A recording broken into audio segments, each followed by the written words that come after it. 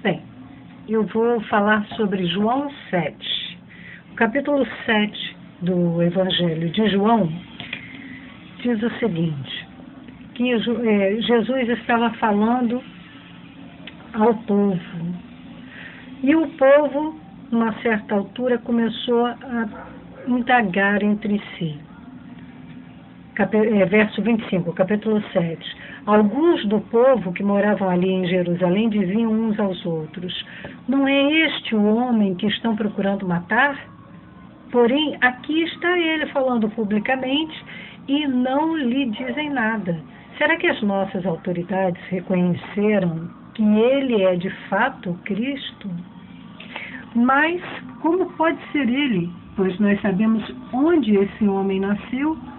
E quando Cristo vier, ele simplesmente aparecerá, e ninguém saberá de onde vem.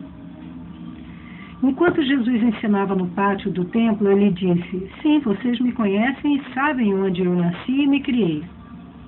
Mas eu fui enviado por alguém que vocês não conhecem, e ele é a verdade. Eu o conheço porque eu estava com ele, e ele me enviou a vocês.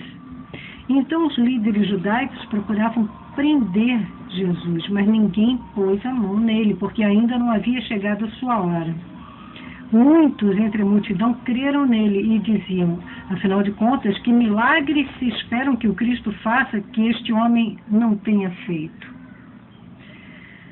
Quando os fariseus ouviram a multidão comentando essas coisas a respeito de Jesus, eles e os sacerdotes principais enviaram guardas do templo para prender Jesus. Mas Jesus lhes disse: eu vou ficar aqui um pouco mais. Então voltarei para aquele que me enviou. Vocês me procurarão, mas não me acharão. Vocês não poderão ir aonde eu vou estar. Os líderes judaicos disseram uns aos outros: para onde será que ele está planejando ir?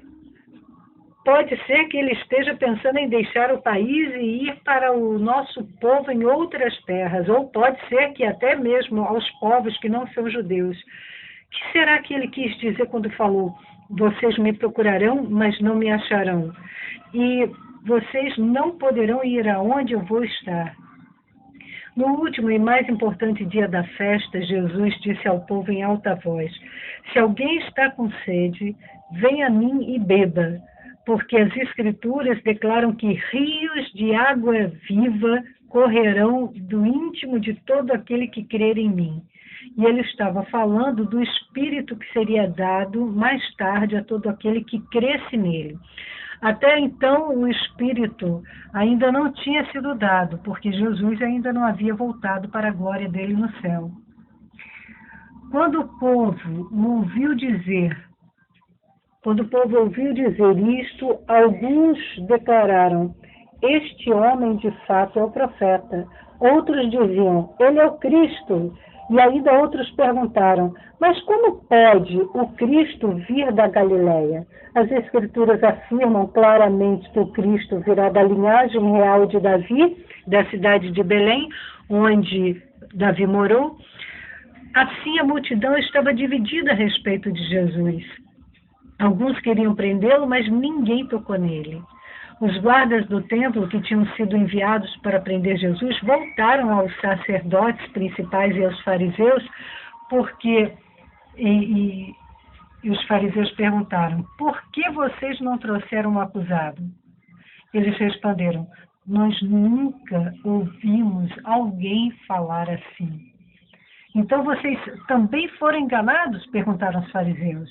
Existe pelo menos um de nós entre as autoridades ou fariseus que creu nele? Mas esse povo ignorante que não conhece a lei é maldito.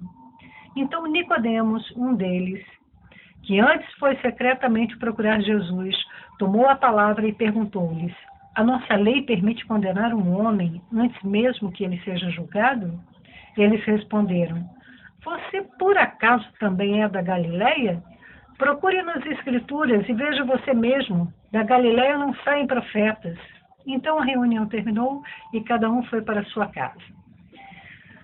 Esse trecho do capítulo 7 do Evangelho de João, ele é muito interessante, porque mostra a confusão que o povo que procurava por aparência, que procurava pela parte legalista das Escrituras, ou seja, por aquilo que está escrito e pronto, sem o entendimento, estava confuso.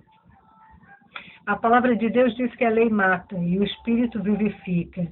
O que é a lei? A letra da lei, aquilo que está escrito. Se não houver o Espírito Santo, que são aqueles rios de águas vivas que correm no íntimo, no interior daquele que crê em Jesus, se não houver o Espírito Santo para vivificar, para dar vida à palavra, ela não passa de um livro de história. E aí as pessoas ficam confusas, porque elas vão pensar, não, como é que esse homem pode ser Jesus? Ele é um simples mortal, saiu da Galileia. Galileia é nada. Não vem nada de bom, nem de Nazaré, da Galileia. Não vem nada de bom. Como é que pode esse homem ser o Cristo? Mas os próprios soldados ficavam admirados. Eu nunca ouvi alguém falar assim. Nós nunca ouvimos alguém falar com tamanha autoridade. E, inclusive, ler pensamentos. Nós estávamos falando ali, o povo estava falando, olha só, esse é o Cristo? Não, a gente viu, a gente sabe de onde ele veio, onde ele nasceu. E quando Cristo vier, dizem as Escrituras, ele virá de um lugar que a gente nunca ouviu falar. Quer dizer, o povo falava assim, ele virá assim, do nada. Ele simplesmente vai aparecer. Mas as Escrituras diziam que ele viria da linhagem real de Davi. E veio. Na genealogia de Jesus, José consta. Por isso José era o noivo de Maria. Nós, essas passagens são para mostrar que se nós não formos guiados em Espírito e pelo Espírito, nós não vamos saber agir aqui na Terra, segundo a palavra de Deus. Por isso tem muita gente dentro das igrejas que não conhece o Evangelho, que não conhece o poder de Deus que há no Evangelho, que não conhece a sabedoria de Deus que é Cristo, que está no Evangelho, não tem conexão com o Pai por meio do Filho e por meio do Espírito Santo. Pois é necessário buscar o Espírito Santo, buscar. A palavra de Deus diz que ele nos dá sabedoria e conhecimento, capacidade e poder. Mas tem que pedir. Ele nos dá fé para acreditar. Ele corre, ele se move dentro de nós como um rio de águas vivas. Essa palavra hoje falou muito comigo sobre esse rio de águas vivas dentro de nós. E ele está dentro de você. Se você recebeu Jesus, se você creu em Jesus, o Espírito Santo está dentro de você como rios de águas vivas. Se você ainda não creu em Jesus, não recebeu Jesus como Senhor da sua vida, não deu a Ele o domínio da sua mente, se você ainda não pensa com a mente de Cristo, agora é uma boa hora. Como é que você faz isso? Diz assim comigo. Fala, eu, diga teu nome. Recebo, repete após mim, recebo Jesus como Senhor da minha vida. A partir de agora, eu entrego a minha vida nas mãos de Jesus. E creio que recebo o poder de ser feito filho de Deus. Eu não sou mais uma criatura de Deus. Agora eu sou filho, sou irmão de Jesus.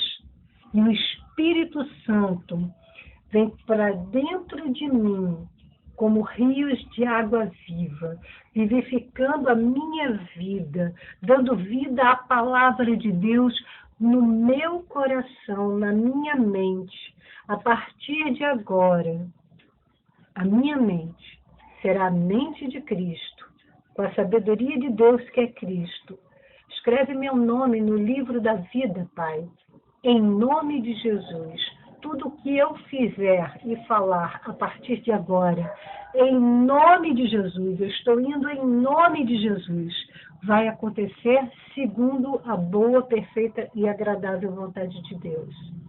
Eu quero convidá-lo a diariamente sintonizar a rádio Perfeito Louvor no endereço www.perfeitolouvor.com.br às 10h30 da noite, para ouvir o programa Dependa de Deus com Mônica Sampaio.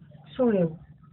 Todas as noites, meia hora de programa para você refletir, para pensar, sentir e agir melhor, identificando e remodelando crenças limitadoras que causem sofrimento, substituindo-as pela boa, perfeita e agradável vontade de Deus. Nós temos também em CDs as palestras Dependa de Deus. Para adquirir, você entra em contato com divinaspromessas@gmail.com, divinaspromessas@gmail.com.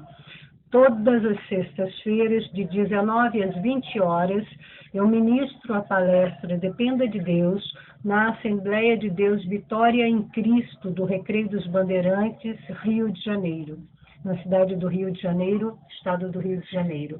O endereço é Avenida Genaro de Carvalho, número 2400, no Recreio dos Bandeirantes. Toda sexta, das 19 às 20 horas. Grupo de apoio Dependa de Deus. Você pode acessar o meu blog, www.blogspot.com.br, ou melhor, www.monica-sampaio.blogspot.com.br, e pode entrar em contato comigo também, monica.sampaio1@gmail.com, monica.sampaio, o algarismo número 1, @gmail.com. Dependa de Deus. Essa é uma produção da Sementeira Divinas Promessas, minha agência missionária e produtora de meios audiovisuais para a evangelização cristã. Fique na paz e até a próxima.